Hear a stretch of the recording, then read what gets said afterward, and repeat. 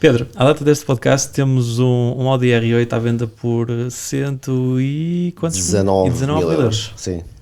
Tenho aqui uma pergunta interessante. Qual é o valor mínimo? Que eu adorei ver o vídeo do valor mínimo porque, mais uma vez, foi falado, foi tocado num assunto que muita gente não tem se calhar coragem de tocar dessa forma. Lá está, é a minha necessidade também, às vezes, quase que inconsciente, tentar educar as pessoas, às vezes em algumas coisas. Não educar no sentido negativo ou pejorativo, não, é de fazê-las perceber que a pergunta em si encerra algo que não faz sentido de fazer.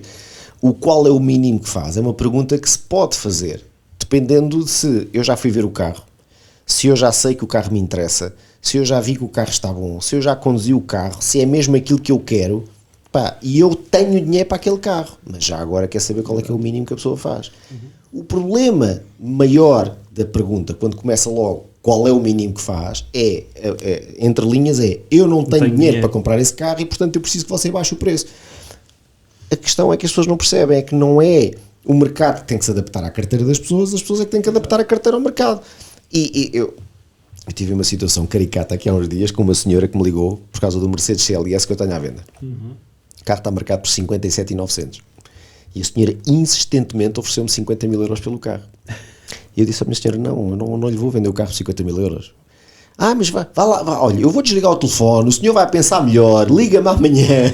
E eu continuo a oferecer-lhe 50 mil euros pelo carro. Minha senhora, eu vou desligar o telefone, mas eu não lhe vou ligar amanhã. E amanhã, se eu lhe ligasse, era para lhe dizer se quer o carro por 57.900, que é o que está marcado. Mas veja lá, mas pense melhor. Acabámos o telefonema. No dia a seguir de manhã, a senhora volta-me a ligar. Bom dia, olha, sou aquela senhora que falou ontem. Olha, eu continuo-lhe a dizer que eu pago-lhe 50 mil. Está bem, muito obrigado. Até à próxima. Muito obrigado. E é que muitas vezes é isso, não é? Portanto, eles não querem simplesmente, o cliente não procura aquele mínimo valor de é negociável 500 mil euros, não, é logo custa 100 mil, fazes por 60, oferece 80, é como oferece 80 e vou buscar já. Parece que não querem estabelecer o mínimo de proximidade ou relação para aproveitar essa proximidade e negociar após. Não, eles querem logo que retiram um valor irrisório muitas vezes. Não. Por isso é que eu digo às pessoas, assim, olha, a negociação é a parte final do negócio. Portanto, se o senhor estiver interessado realmente em ver este carro, venha ver o carro, sente-se no carro, perceba se é isto que você quer, depois então podemos eventualmente falar sobre o tema. Obviamente que ninguém vem, porque a pessoa sabe que se não conseguir aquilo que quer, que é que o preço venha para o que lhe dá jeito, nunca vai conseguir comprar o carro e portanto não vai perder tempo em ver o carro. Mas eu acho que é a melhor técnica mesmo para quem é o vendedor, porque assim está logo a excluir essa pessoa e já não vai perder o seu tempo. Eu digo-vos muito sinceramente, eu até hoje, desde eu tenho esta empresa aberta, vai agora entrar no seu 4º ano de atividade, eu nunca vendi um carro a uma pessoa que começasse a pergunta por qual é o mínimo que faz. E se calhar não vai vender. Essa pessoa não compra. Essa pessoa não compra. É apenas curiosidade. Essa pessoa passa o tempo a ver os anúncios errados. Se a pessoa passa a ver os anúncios errados, isto é fazendo uma comparação com um atleta de ginástica. O gajo não sabe fazer o pino. Eu, graças a Deus, sei fazer muito bem o pino. O gajo não sabe fazer o pino. E o tipo vai a ginásios onde só se ensina a fazer o pino, mas a base é começar por fazer o pino. Mas ele não quer fazer o pino. Ele não quer. Ele só sabe dar uma cambalhota. O pino é uma cena assim aspiracional. E os carros é a mesma coisa. O carro é o aspiracional. Eu tenho 50 mil para pagar um carro, mas eu estou a ver anúncios de 75. Para quê? E vai ser a tendência, porque nós ainda ontem colocámos uma viatura à venda e a primeira mensagem foi qual é o valor mínimo. Exatamente. E o aceita retoma também é sempre... Mas a resposta vai dar ao mesmo. Sim. Nós se calhar até perdemos por não ser tão flexíveis, mas o que é certo é que porque que esta relação entre vendedor e comprador tem que começar pelo valor mínimo. Não há um olá, não há um... Não, e depois é isso. Não há nada. É logo o valor mínimo. Eu tinha um pai que era militar e uma mãe que, graças a Deus, era uma pessoa muito bem educada e ensinaram bons princípios de educação. Eu não sou capaz de entrar num diálogo com alguém sem dizer bom dia, boa tarde primeiro. Não sou capaz. É ponto assente. E, portanto, quando alguém entra a pé juntos, ou então, pior que o qual é o mínimo que faz, é mínimo. Mínimo, só mínimo. Mínimo é delete, logo. Acabou. Não é pessoa com quem eu queira interagir. Não vale a pena. Certo. Já vendi carros a pessoas que começaram o discurso por aceita retoma. Já se fez negócios. Meus amigos, mas são um negócio em 500. Porque normalmente a pergunta do aceita retoma é igual, entre aspas, eu já estou aflito para vender o meu carro e já fiz esta oferta e esta pergunta a 50 carros diferentes e continuo sem perceber que toda a gente me dá o mesmo valor, que por acaso é aquilo que eu não quero, mas é o meu amigo. Se toda a gente lhe dá o mesmo valor, É porque é o valor. é porque é o valor. Sim, mas há essa dificuldade de aceitação por parte dos clientes e a procura, e eu acho que isto também acontece um bocadinho mais no segmento que o Pedro também trabalha, que é alguns carros um bocadinho mais exóticos, mais de séries limitadas ou difíceis de ver em Portugal, que pronto, toda a gente tem a ambição, gostava de ter, tem a versão diesel, tem a versão 6 cilindros da coisa, mas quer o V8, quer o V10 e portanto é logo qual é o mínimo, ou aceita retoma, porque pronto, eu até tenho interesse em trocar, mas... Ou outras situações caricatas que é teres um V10 à venda, um V8 qualquer coisa, e alguém liga e pergunta, eu estou interessado no seu carro, não sei o quê, isso, quanto consumos é que faz? E eu digo logo, pronto, você não é o cliente para este carro, acabou. Eu costumo responder de forma educada, dizendo, olha, se está à procura de um carro com estas características, mas tem em mente ou preocupação com os consumos, ou com o IUC, ou com a manutenção, se calhar deve pensar em escolher outro carro, porque este carro não vai ser para si seguramente, porque lá está, é um que se vai transformar numa bruxa. Muito bem. Eu tenho aqui então mais uma pergunta, que Vamos é, agora. se o Pedro pudesse escolher um carro para ter sempre, sem olhar a custos, qual seria? Sem olhar a custos, isso é uma pergunta, isso é $1 million question. Falámos no início de ondas e revistas internacionais. Isso seria uma das minhas opções. Eu não conseguia ter um Pagani, não conseguia. Acho que o Pagani é como aquele relógio de 100 mil euros que um gajo compra e só põe no dia em que se casa e depois chega lá em casa, acabou, nunca mais se mexe. Ainda recentemente apareceu uma notícia de um gajo que comprou um Pagani, um Zonda R, 5 carros no mundo, e ele pôs na sala, na parede assim, ao alto. É excelente. Está tudo certo, ganda sala. Um bom quadro, mais barato que alguns quadros, a verdade é essa. Epá, eu tenho um fraquinho gigante pelos V10 e portanto ter um carro que eu não olharia a custos para ter era um Carrera GT. Ok. Já não é a primeira pessoa que... Excelente escolha. O nosso podcast. Ou, eu não consigo eleger só um, ou o carro da minha vida, da minha paixão, que é o Wiesmann MF5 GT, que é o coupé, V10, que é o motor do BMW M5, que infelizmente, tanto quanto eu sei, não se faz com caixa manual, mas o Carrera GT conquistava-me por causa de ser o V10, por ser aquele ícone fantástico e caixa manual, e o Doug Demore tem um e faz completo. quilómetros e quilómetros e quilómetros em cima dele. Eu acho que essa resposta é precisamente a antítese para o próximo tema, que é introduzir. Exato. Os elétricos. Sim. Tem que ser... A próxima pergunta era essa, não é? Eu vou ser muito sincero, não é uma coisa que eu queira arrastar nesta conversa, mas é um tema que o mundo automóvel não consegue fugir. E que faz sentido. Portanto, qual é a opinião do Pedro sobre os elétricos e, mais concretamente, o futuro da mobilidade? Como é que isso pode ter aqui impacto no negócio? Eu lá está, disse há bocado que eu gostava de todos os estilos musicais. Exato. Quando eu digo isto é verdade. As minhas playlists para ouvir música no meu carro vão desde heavy metal, áreas de ópera, pop, jazz, tudo. Depende do mood. E eu reconheço vantagens incríveis em ter um carro elétrico. Não reconheço que seja o único carro para fazer tudo. Okay. Portanto, eu sou utilizador profícuo de carros elétricos desde dezembro de 2018, quando comprámos o primeiro elétrico. Comprámos o famoso Nissan Leaf, que ainda lá anda em casa todos os dias. Okay. Já só faz 50 km com uma carga, mas anda todos os dias. 50 km. Aí sim, aquelas baterias daquela geração degradavam só de olhar para elas. Não era preciso andar com o carro. Aliás, o carro nem 100 mil km tem, tem uma degradação de bateria horrível. Agora custou-me 10 mil euros, aquele carro já se pagou sozinho. Se eu atirar de um barranco amanhã, está pago, mais do que pago. Aliás, eu acho que até já paguei o carro 2 vezes. Portanto, se eu gastar 6 ou 7 mil euros numa bateria, ainda assim aquilo continua a ser um grande negócio. Porque se eu gastar 6 ou 7 mil euros numa bateria, eu tenho carro para mais de 10 anos. Gastei 17 mil euros, vamos supor, para ter um carro elétrico 20 anos. Está tudo certo. E funciona tudo como no primeiro dia. O carro é japonês, a ser japoneses. Bom, para quem faz muitas voltinhas e centros urbanos, como é o meu caso, e muitas pequenas deslocações como hábitos preponderantes, o carro elétrico é o que eu tenho para o meu dia-a-dia, não quero outra coisa. Tenho uma panca pelo BMW 3, daqui a 2 domingos vocês vão ver a publicação do vídeo em que eu faço uma declaração de amor ao BMW 3. eu vendo um carro, compro outro, vendo outro, compro outro, ando sempre de 3. Para mim é o carro mais polivalente. Os consumos são imbatíveis do ponto de vista de carregamentos, porque eu carrego muito em casa e carrego muito aqui no escritório, portanto fica mais barato do que barato, não paga IUC, a manutenção daquilo é inexistente, pá, e só a isenção do estacionamento em Lisboa. Se eu calcular que em 7 anos de utilização pagar 3,20€ por cada 2 horas de estacionamento, eu provavelmente já comprava um carro elétrico só com esse dinheiro. Portanto, para mim, o carro elétrico não é o futuro só. Não acredito que vamos ter um futuro só elétrico. Ok. Nós vamos ter um futuro elétrico enquanto os reguladores e as comunidades europeias e outras coisas ditarem que nós temos que ter carros elétricos e que as marcas têm que continuar a vender carros elétricos. Acredito muito mais no produto plug-in.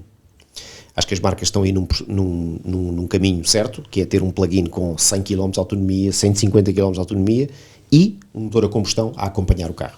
Certo. E isso dá uma versatilidade tremenda de utilização. Ainda agora estive este fim de semana passado a ensaiar o novo GLC 300E, amei o carro. Faz mais de 100 km com uma carga na boa e tem um motor 2000 a combustão que faz consumos tipo 6, 7, 6, 7, 6, 7. Fui daqui para o Algarve, voltei para baixo com 4 adultos, para cima com 5 adultos, entreguei o carro com uma média de 6.7. Incrível. Portanto, a paranoia do anti-elétrico não faz qualquer espécie de sentido. E a paranoia do pró-elétrico, só elétrico também não acho que faça sentido. É como aquela coisa do ou só Honda ou só BMW. Epá, não. Um equilíbrio. Há espaço para os dois. E nos exóticos? Há espaço para o carro elétrico e híbrido? Que é um tema sensível. Elétricos não, atenção, eu não acredito que faça qualquer espécie de sentido. Quando o Taycan saiu, eu não me canso de dar este exemplo, e se a pessoa em questão vir este podcast, até lhe vou enviar só para ele ver, porque eu tenho a mania de falar no exemplo dele. Eu tenho um amigo que também é Pedro, um petrolhead a vida toda. Mas petrolhead, Maserati, Nissan GT-R, M5, era tudo assim. Há um dia compra um Taycan Turbo S e vira-se para mim e diz-me assim: nunca mais vou voltar para a combustão. Mas um nunca com letras garrafais, nunca, em bold. Até hoje não voltou. É uma declaração radical. Eu não sou capaz de pensar num carro desportivo para me trazer emoção que não faça barulho. Não sou capaz. É o meu mapa. Lá está, voltamos à questão do mapa. Eu não consigo. Eu prefiro ter uma RS4 que só tem 420 cavalos e não tem 700 como qualquer elétrico hoje em dia tem, e que faz o dobro do tempo do 0 aos 100 e que faz, eu não sei o que, não é? E que gasta 15 litros e que mata ursos polares cada vez que um gajo põe aquilo a trabalhar. Mas a dissociação do som e conduzir, para mim, não existe. Portanto, consigo fazer isto num elétrico. Com a família, passear, viagem. Agora ando com a nova ID Bus de 7 lugares. Epá, mas aquilo parece um sofá com rodas. Uma coisa fantástica. Agora, pensar em conduzir desportivamente e não ter barulho nenhum, ou ter um barulho que é artificial ou digital, ou é o feeling. Epá. Um petrolhead normalmente é isso que referencia sempre, é o feeling. É. E volto a relembrar aquela questão do Top Gear de se o carro não te está a tentar matar. Sim. E no sentido de ser um carro que não é sempre igual, que tem, Sim. ou seja, hoje está virado para este lado, não é? Sim. Amanhã vira para o outro. E o elétrico acho que também quebra um bocadinho esta questão ser sempre constante, é muito constante, é sempre igual, É sempre não é? igual. Portanto, Remove não por há completo o componente da alma, se é que se pode dizer isso. Exato. Automóvel. Não tem personalidade o carro, é um carro muito básico, pronto. É quase como ligar um interruptor. É um pãozinho sem sal, é o que eu costumo dizer. O i3 que eu estava a dizer é um carro muito engraçado para o meu dia-a-dia. Um carro versátil, estaciona bem, espaçoso, epá, é altamente eficiente, mas é um pãozinho sem sal. Não é aquele carro que eu vou pegar para ir à Lagoa Azul curtir umas curvas. Claro, não faz sentido. Não é que não faça, mas mas efetivamente não faz sentido. É essa a minha opinião dos carros elétricos. Gosto, mas não é para todas as alturas. Numa road trip de 5.000 km, que carro escolheria? Neste momento estou doido para levar a RS4. RS4, geração? A minha B7. B7, B8. B7, estou muito desejoso de levar esta carrinha porque eu aprendi a gostar muito desta carrinha pela polivalência que ela tem. Porque tão depressa consegue ser, para já é um carro especialmente tolerante a nível de suspensão. Estava à espera de um carro muito mais seco, porque a RS6 V10 que eu tinha aqui, por exemplo, a vender, que vendemos a um petrolhead, esse tem Subarus e Evos e outras coisas do género, e portanto comprou a RS6, faz Algarve Lisboa com ela, não faz outra coisa. A RS6 era um carro seco, é aquele carro de a gente sente os buracos todos. epá, esta carrinha é surpreendentemente tolerante. É um carro, não é um carro confortável, não é um Mercedes com pneumática, mas é um carro que eu faço daqui 500 km sem qualquer, aliás, levou 1200 km num dia, 1200 km no outro, logo na apresentação a vir da Alemanha para cá. Exatamente. Mas foi um carro com o qual eu convivi de uma forma muito pacífica. E já agora, tendo em conta que era RS4, deve estar para breve, já há alguma viagem planeada? Já há alguma coisa delineada para... Eu tenho uma viagem planeada já há alguns tempos para fazer com a tia Xana, que já tentei convencer várias vezes, que é ir pelo norte de Portugal, norte de Espanha e irmos até Cannes, Nice, por ali. Porque eu fiz essa viagem uma vez, noutra vida, com esse famoso M3, esse tal que eu tive o 3.2 Cabrio, que fui daqui até ao Mónaco, mas fui por Barcelona, fui por ali. E eu gosto muito daquela zona ali da Provence francesa, ali o sul de França, é absolutamente maravilhoso. Incrível. Mas eu sigo no Instagram, e por acaso fica aqui em jeito de nota, é um Instagram que eu sigo, que interagiram comigo outro dia de uma forma muito simpática, que é o Bela Rota, Bela.rota. Fazem passeios de moto, estão sempre a fazer publicações de passeios de moto. E o outro dia fizeram uma rota, pá, e eu fiquei tipo, eu tenho que fazer isto com a minha carrinha. Só que o ponto de partida é Vizela, não está propriamente a partir daqui. Mas pronto, faça desculpa, faz daqui até Vizela e depois em Vizela faz o percurso circular. Porque Pampilhosas da Serra e outras coisas do género. Uma RS4 é perto. Este carro é contagiante, porque eu, por mais que me esforce em portar-me bem ao volante, não dá mais do que 5 minutos de cada vez, porque que puxa por nós. Pá, é o barulho. Exatamente. É a alma do bicho. Pá. Se a RS4 tivesse exatamente a mesma performance, mas se tirasse a componente do barulho e da emoção, seria a mesma coisa? Não. E depois é uma coisa, é um carro muito rápido, muito potente, sem dúvida, mas é um carro rápido e potente QB. Ainda ontem eu ouvia de um cliente meu, o Felizardo, a quem eu entreguei um Ferrari 355 GTS 97. Não sei se vocês viram, caixa manual, um carro orgânico à antiga. Sim. O senhor também, para o bem e para o mal. O senhor também tem um 911 Turbo S. Okay. Ele estava-me a dizer, já há muito tempo que eu não podia conduzir e acelerar a fundo durante algum tempo.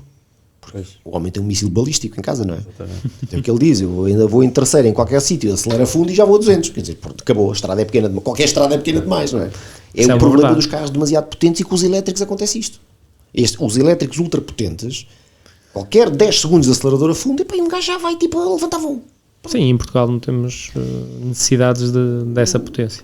Eu acho que as pessoas não estão preparadas, porque uma coisa é um carro ser capaz de fazer do 0 aos 160 em 5 segundos. Que é uma normalidade. Mas quantos condutores estão preparados para lidar com isso num carro que pesa 2,5 toneladas? É que parar 2,5 toneladas a 160 km por hora, que acelerou em 150 metros até 160 a hora.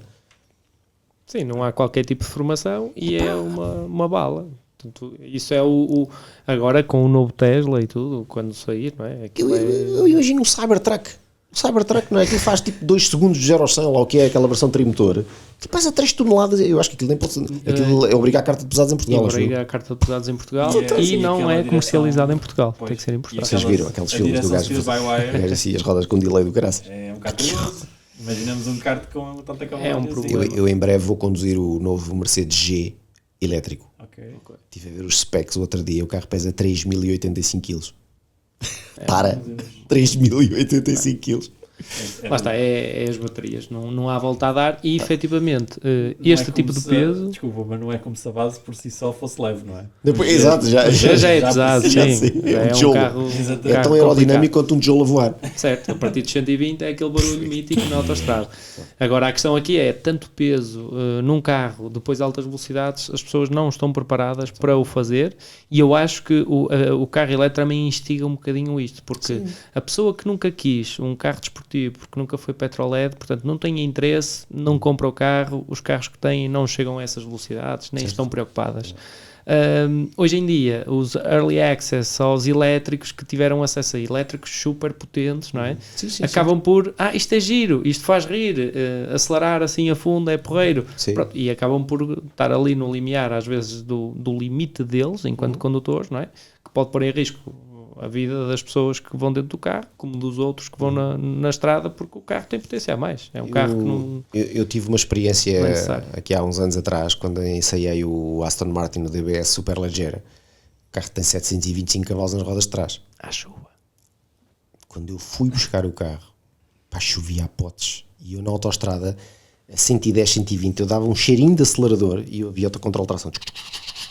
E pensei assim, pá, eu vou a direito, caramba. Eu não vou a curvar, eu não vou a dar-lhe pau a sério. Portanto, agora imaginem, estes carros, na mão de uma pessoa com pouca experiência de condução, e eu considero uma pessoa com muita experiência de condução, porque conduzo muitos carros destes, conduzo em pista, conduzo fora de pista, o diabo a 4. Uma pessoa sem experiência pega num carro destes, e a primeira curva que ele se interessa, há uma coisa que a gente não consegue controlar, por muitas ajudas eletrónicas que tenhamos, são as leis da física, não é? Exatamente. A quantidade de gente que se mata nestes carros é gigante, não é? Porque acham que aquilo, eu tenho aqui os controles e as ajuda. Oh, meu amigo, aquilo quando toca a perder tração, perde tração. E acima de uma certa velocidade, eu acho que há muitas pessoas que não têm esta consciência. Acima de uma certa velocidade, não há controles que te ajudem. Portanto, no fundo, a próxima coisa a parar vai ser um muro. E é um carro que faz 200 km/h assim, puf. Não é? Sim. E 200 é muito Aliás, depressa. vai ao relandinho a 200 km/h. É lei tranquila. É mais do que muita gente já alguma vez andou na vida toda, aquilo faz tipo numa aceleraçãozinha de 10 segundos. Exato. Vamos à ronda Quickfire. Descontrair assim um bocadinho. Nosso modelo aqui de O Quickfire. que é isso do Quickfire? Pá? É tal, é responder sem pensar. Exatamente. Aquela pessoa E sem pensar. só pode haver uma resposta. Portanto, É? Pedro, tem que ser ou sim ou não. Eu vou-vos confessar uma coisa que é. Eu aprendi recentemente em formações de programação neurolinguística que o nosso inconsciente está sempre ativo, não é? Mas normalmente as respostas do Quickfire, quem responde mais depressa é o consciente, não é o inconsciente. Portanto, normalmente quando vocês dizem assim, imagina, você comprou o seu primeiro BMW, o que é que gosta mais no carro? As 3 primeiras coisas que tu dizes é o teu exatamente. consciente que está a dizer tal. Se continuar, então, mas diga-me mais 3. As últimas é que são as verdadeiras, que é o teu inconsciente que gravou como as sensações e as emoções mais fortes. Não é? Ok. Porque há pessoas que começam por dizer, pá, aquilo que eu mais gosto no meu BMW são os bancos. E se calhar ao fim de 10 perguntas o gajo diz, pá, aquilo que eu mais gosto no carro, pá, é a sensação que me dá cada vez que eu vou subir a rampa da Falper. E que não tem nada a ver com os bancos, nem com a caixa, não tem nada a ver com nada. É só uma sensação que ele viveu. Mas pronto, mas vamos a isso. Vamos embora. Uma a uma. É Caracas. Carros japoneses ou alemães? Alemães. Manual automático. Manual. Importar um clássico ou um super desportivo? Super desportivo. Turbo ou atmosférico? Atmosférico. BMW M ou Mercedes AMG? AMG. Track day ou road trip? Track day. Projetos OEM Plus ou build totalmente modificada? Build totalmente modificado. Tesla ou Porsche Taycan? Porsche Taycan. Condução em circuito ou condução em montanha? Condução em montanha. Pepsi ou Coca-Cola? Coca-Cola. Verão ou inverno? Verão. Netflix ou YouTube? Netflix. Chá ou café? Café. Muito bem. Ser passageiro num carro incrível ou conduzir um carro mediano? Conduzir um carro mediano. Ok. SUV desportivo ou hatch? Hot hatch. Tração traseira ou integral? Traseira. Só se pode escolher um. Certo? Gasolina grátis para sempre ou carros grátis para sempre? Mas- Espera. Gasolina grátis para sempre. Ou carros grátis para sempre. Gasolina grátis para sempre. Mas Só elétricos. era só elétrico. Exatamente. Essa tinha um twist. Mas mesmo assim a gasolina... Gasolina grátis para sempre. Exato, porque aí os consumos... Quer lá saber. Exatamente. Era só o CL65 para cima. Pedro, nós temos aqui 2 modelos que introduzimos agora aqui no nosso tipo de podcast. Um deles vai se chamar No Compra ou Passa, portanto é para fazer aqui uma análise um bocadinho mais de... É a estreia. Aquele de escolher ou não escolher. Portanto, isto depois vai dar aqui algumas coisas giras. Já viu se calhar, para o aqueles reels que dá no TikTok ou no Instagram, que é aquele clube ou outro, ou dizer o nome dos jogadores Sim. de futebol, sim. este ou aquele. Não, Portanto, há um não que tem se nada vai de futebol, que eu mantendo. percebo zero. Sim, Não, é sobre cá. Ok, Não vamos fugir do tema primordial. O tema é, vamos chegar ao fim com um carro que é escolhido pelo Pedro. E Agora, vai caraças. ser uma seleção de carros e, Vamos portanto, ver. sempre que descartar um, nunca mais pode Nunca mais voltar pode ir lá. lá buscar, não é? Exato. Vamos ver se a ordem que temos aqui. Isto é o Caraças. piloto. Isto é o piloto. E isto é Estou a assim... ficar com os nervos. Porreiro. Pessoal, estou a ficar com os nervos. Força. GTR R34 ou 996 Turbo? 996 Turbo. 996 Turbo ou M3E92?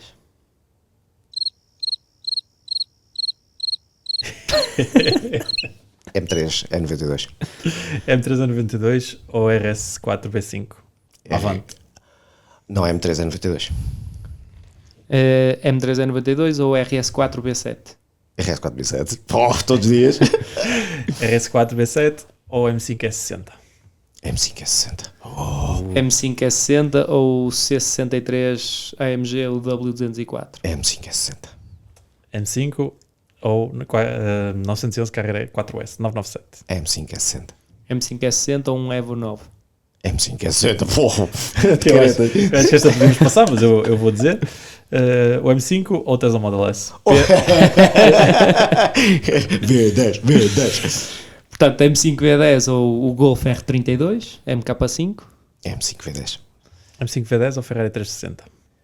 Uxi, agora que vocês estragaram tudo. Se for com caixa manual, Ferrari 360. Pode ser. Pode ser. 360 manual ou Nissan GT-R R35? R35. Muito Pronto. bem. R35. Isto é interessante porque passamos aqui por um loop de Se calhar V10 que acaba em V6 e caixa manual que foi preferencial no Modena, mas depois um R35. Bem, eu vou-vos contar uma coisa engraçadíssima que o R35 eu tive aqui. O Pedro, desculpa, e partilha da hype do R35 e acha que é justificada? Eu acho que é isto que eu ia contar vai dar para perceber porque é que existe este hype com o R35. Eu não partilhava dessa hype até conduzir um carro em ambiente do género, olha meu amigo, anda como tu quiseres, anda como apetecer. Eu gravei muitos carros rápidos até hoje na minha vida e muitos deles num palco espetacular que é a Serra da Rábida.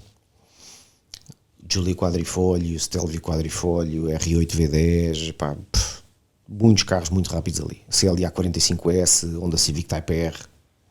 É uma estrada com um traçado que eu conheço com a palma da minha mão e tem um alcatrão de muito boa qualidade. Anda-se muito depressa ali.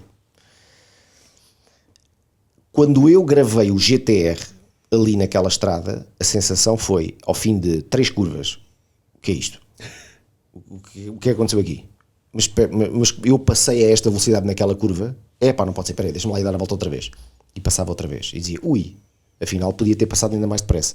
Afinal podia ter travado ainda mais tarde. Afinal não precisava de reduzir aqui esta caixa com o gasto em binário para sair daqui tipo a esgravatar às 4. O carro é inacreditável. Não é suposto um carro com 1800 kg comportar-se daquela maneira. A tecnologia de suspensões, tração, caixa que aquele carro tem, torna-no impraticável para o dia-a-dia, é o que eu acho. Um carro desagradável de utilizar aqui, sacode e faz barulhos e é duro, mesmo as últimas versões, uma versão 2011 como era esta que eu aqui tinha, o carro, a gente passa por cima de uma moeda de 10 cêntimos e sabe se é cara ou se é crua. O carro é mesmo muito seco.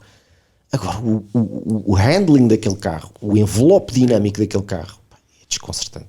É um casamento perfeito desconcertante. de várias... Eu lembro-me de ver um documentário da forma como os japoneses montavam as suspensões naquele carro. Como é que são montadas? São montadas em carga. Aquilo não é montado com o carro pendurado, monta os amortecedores a parafuso e já está. Não. Aquilo é montado como se o carro estivesse no chão. Portanto, aquilo tem um nível de tolerância zero. Eu acho que as pessoas se esquecem de... E quando eu falo da hype do carro, é que partilham muito dos vídeos da internet, se calhar da velocidade furiosa e assim. Mas eu acho que e isso tudo passa por cima do verdadeiro desenvolvimento que foi feito nesse carro. Esse carro foi feito num desenvolvimento de pista à séria. Isso. E o Top Gear, quando o ensaiou em Fuji... Quando o Jeremy Clarkson dá... Acho que foi em tem Fuji. Um torcicolo. Fuji ou Suzuka. Já não me recordo. Não sei. Até fez esse ensaio do torcicolo, sai de maca. O gajo sai de maca. O que é que isso diz de um carro que saiu em 2007, se não estou em erro, 2008? 2007, os primeiros. 2007 no Japão. Sim. E que tinha pneus dessa altura. Yeah. O que é que esse carro faria hoje? Vocês viram o vídeo no YouTube com o Carrera GT em Nürburgring com pneus modernos. Pronto, foi cerca de 15 segundos. 15 segundos da menos. Mais coisa, menos coisa. Foi um disparate. Portanto, agora vocês vejam, eu lembro-me quando eu conduzi o Nissan GT, a primeira vez que eu conduzi um GTR foi logo o Nismo. Não começa logo. Então começou mal. Olhem, meus caros amigos, é o GTR Nismo do senhor que comprou o Taycan. Ok. O tal senhor que abandonou a combustão para sempre. Eu conduzi o GTR Nismo, o dono do carro é ao meu lado. Portanto, vocês aquilo é a coisa mais nerve-wracking que pode existir. Qualquer coisinha. Tu vais com o dono do carro, não é? O dono que nunca tinha emprestado o carro a ninguém e foi do género, está bem, para eu ouvir dizer que tu és um rapazinho certinho, bora lá. Ele é ex-piloto de rampas, portanto ele tem um kit de unhas, como eu só vim a perceber depois na segunda parte do vídeo, não é? Ele fez a mesma estrada que eu fiz, que já achava que ia muito depressa, tipo mais 50% de velocidade em cima, e a sensação do está tudo controlado é alucinante. Eu senti especificamente isso, caracterizado assim em pista também, é no Nürburgring. Está tudo certinho. Não era um original, era um GTR com algumas modificações, mas foi exatamente isso que eu senti. O sair de uma curva, sair de uma curva em que o carro vai descompensado para a direita, há um momento engraçado na Lagoa Azul, o carro sai de uma curva assim larga que se faz a descer, e o carro sai dali e o carro sai a acabar a curva assim meio de ladecos, e depois nós temos um tiro de aceleração para uma travagem a uma direita, portanto o carro vai torto no sítio errado, não é? Power sliding. Um bocadinho, mas o carro vai claramente a esgravatar às 4, que vai sair em potência da curva, e o carro vai todo baldado, e eu penso assim, como é que ele vai travar agora o carro para endireitar, para travar, para fazer a direita? E aquilo faz lá a cena toda sozinho, o Icas, e o carro trava e sai para a direita. Toda essa facilidade torna o carro bland, assim, desconectado, ou não? Porque já ouvi isso no GTR. Eu acho que não tenho ability suficiente para julgar dessa maneira. Ok. Eu acho que... Isso diz muito sobre o carro. Eu atingi os meus limites muito antes do carro, atenção, eu não sou piloto de formação, tenho as minhas experiências em pista, mas reconheço que sou um average para good driver, ponto. Agora, é uma coisa que eu muitas vezes apregou e fala-se muito nos fóruns, isto e daquilo, daquilo outro, há os tempos em Nürburgring, há os tempos não sei o quê.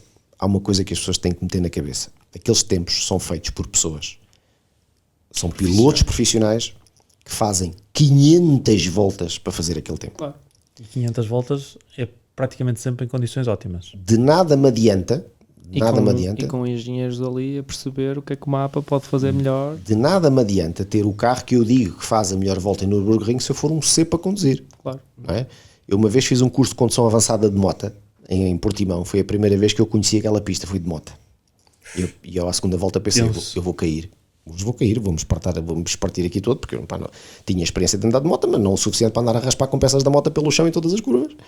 E o instrutor no final do primeiro briefing diz, para a malta acalmar um bocadinho, não sei o quê, vejam lá, isto, aquilo e aquilo outro.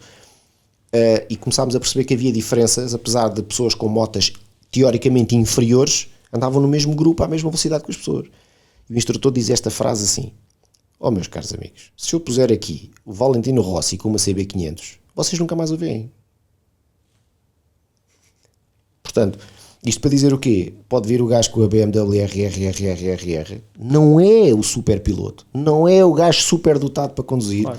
E portanto, quando um gajo diz que o carro fez menos de 2 segundos numa volta de 20 km como é no Nürburgring, aqueles 2 segundos saíram-lhe do pelo e o gajo deve ter estado para morrer em 30 curvas. Certeza absoluta. Exatamente. Há 3 fatores limitantes, não é? Eu digo sempre desta forma, que é o fator limitante do carro. Sim. A limitação física do piloto e a limitação mental, sim, que eu separo aqui, a condição mental, porque muitas vezes uma pessoa chega a um certo ponto, tem medo, não vou, chega, tá. Olhem que a primeira vez que eu tive essa sensação de que os pilotos têm um parafuso a menos no bom sentido, eles conseguem desligar ali uma parte do eu vou morrer, eu acho que eles conseguem desligar essa parte e do género, isto está a correr bem. Eu acho que muitos não a têm, ponto. O problema o problema é que há muitos que andam aqui na estrada, também acham que têm isso e depois a coisa corre mal.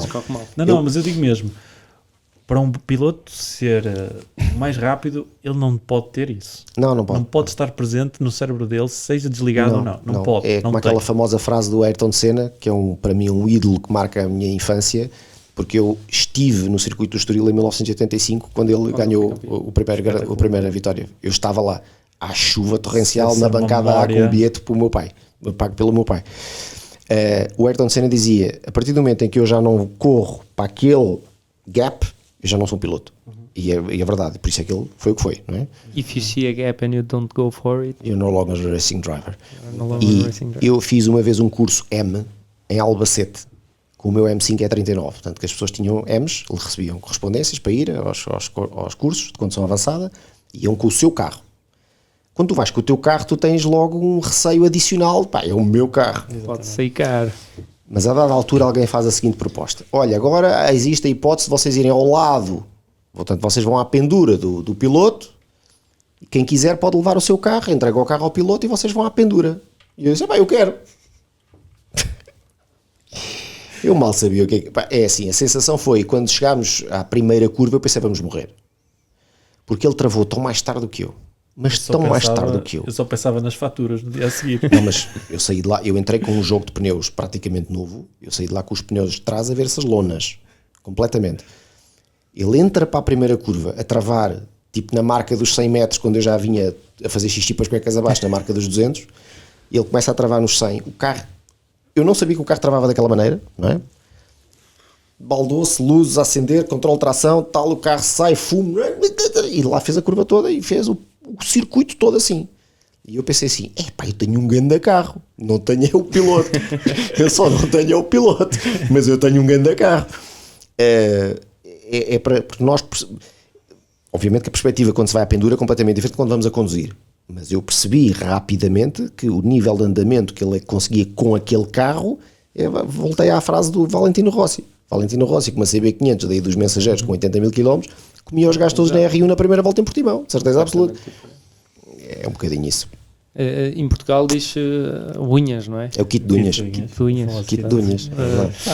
Temos se calhar aqui uma última coisinha que gostávamos de tocar e é mais uma rubrica nova que vamos introduzir aqui. E algo que vamos manter. Nós esmeramos, nós fizemos o trabalho de casa. Mas acho que essa é uma pergunta muito, muito interessante que se calhar nunca ninguém lhe colocou. Portanto, Pedro, se pudesses ser outra pessoa do mundo automóvel por um dia, quem é que serias e porquê? Ayrton Senna. Na hora. Ayrton Senna. Eu identifico-me 100% com o mindset daquele homem. A resiliência que ele teve. Porque fazer 400 vídeos durante 8 anos, sozinho, e nunca desistir, e sair de uma profissão onde eu estava muito bem instalado para me arriscar num negócio que podia ter fechado 15 dias depois, não é, obviamente não é comparável com o gênio de condução do Ayrton Senna, mas é comparável com o foco que aquele homem teve, a vida toda. E alguém que aprendeu, como eu aprendi muito recentemente, a dar muito valor àquilo que é o nosso instinto e ouvir o nosso inconsciente e termos as nossas decisões tomadas por base na nossa experiência. O Ayrton Senna morreu no dia 1 de maio porque ele não deu ouvidos ao seu inconsciente. Porque todo o ser dele dizia: não corras hoje, Exato. não corras hoje, não corras hoje, não corras hoje. E ele foi pressionado e sentiu-se condicionado e foi correr. Eu adorava ser o Ayrton Senna, não era para andar a conduzir Fórmula 1, não, acho que deve ser uma experiência absolutamente aterradora. Adorava ser a pessoa que ele foi, a generosidade que ele teve com toda a gente que o rodeava e o foco e a vontade de vencer e o objetivo incessante. Ele nunca perdeu o objetivo dele de frente. Obviamente que Mesmo com as condições adversas. com tudo, não é? Com tudo. Muita coisa contra ele. Ele abdicou de uma relação, de um casamento, disto, daquele outro, para poder levar o sonho dele em diante. E eu, às vezes, olho para mim e penso assim: caramba, eu fiz sozinho vídeos durante 8 anos. Eu trabalhava de segunda à sexta-feira num ambiente de trabalho exaustivo. Eu chegava à casa à sexta-feira do jeito tipo: este fim de semana não vou fazer nada, mas amanhã tenho que me levantar às 6 da manhã que eu tenho que ir gravar o carro e depois tenho que editar o vídeo que tenho que publicar via domingo às 8 da noite. Foram 8 anos da minha vida assim. Eu lembro-me de um amigo meu uma vez dizer-me: vou começar a fazer uns vídeos, não sei o quê. Ele fazia uns programas com natureza e fotografia, não sei o quê. Ele ao fim de 3 meses ligou-me e disse assim: eu não sei como é que tu aguentas. Eu não dou por mim, eu adormeço a editar. Eu disse: tu não estás a fazer uma coisa que tu tenhas vontade de fazer, tu estás a fazer só por fazer. Isto eu faço porque eu quero mesmo fazer. Foi uma carolice que me entrou cá do género: isto vai para a frente. E quando eu abri esta empresa, a primeira premissa que eu disse foi: o conteúdo não pode parar. O conteúdo é aquilo que traz a minha comunidade para o pé de mim e é aquilo que me traz seguidores que se transformam em clientes. 99% das pessoas que entram pela porta deste escritório começam como vocês me disseram: eu já o sigo desde não sei das quantas, e é por isso é que ele quer comprar um carro. Eu acho que podemos ter terminado de forma melhor, honestamente. Por isso, eu acho que não vou literalmente dizer mais nada. Só tenho a agradecer por nos ter recebido. Muito obrigado. Muito obrigado nós, Pedro. Muito obrigado por aceitar o convite e por... E esperamos, se calhar, encontrá-lo no futuro ainda melhor, mais à frente. Espero que vocês tenham muito sucesso com a vossa página e com o vosso conteúdo. Vocês têm qualidade naquilo que fazem. Obrigado. Portanto, não desistam, é aquilo que eu digo a toda a gente: não desistam, sigam em frente, e neste momento estamos com esse mindset. 50 Por portas isso, fechadas espero no que nariz, continue. como eu tive durante marcas a fecharem portas no nariz, pá, umas atrás das outras. Eu era um maluco. Eu em 2013 a pedir carros às marcas e a dizer vídeo. Não, Que é isso? Vídeo, não. O senhor do banco, como eu era Em conhecido. 2013 não é O grande senhor do agora. banco veio falar consigo, dizia para o diretor da marca. Olha o senhor de um banco. Pá, É o que é. Mais uma vez, obrigado. Obrigado. Obrigado. Agradecer Mais às uma vez. pessoas que nos estiveram a ouvir Um gosto. e vemos numa próxima, basicamente. Até à próxima. Muito obrigado. Até à próxima. Tchau. Obrigado.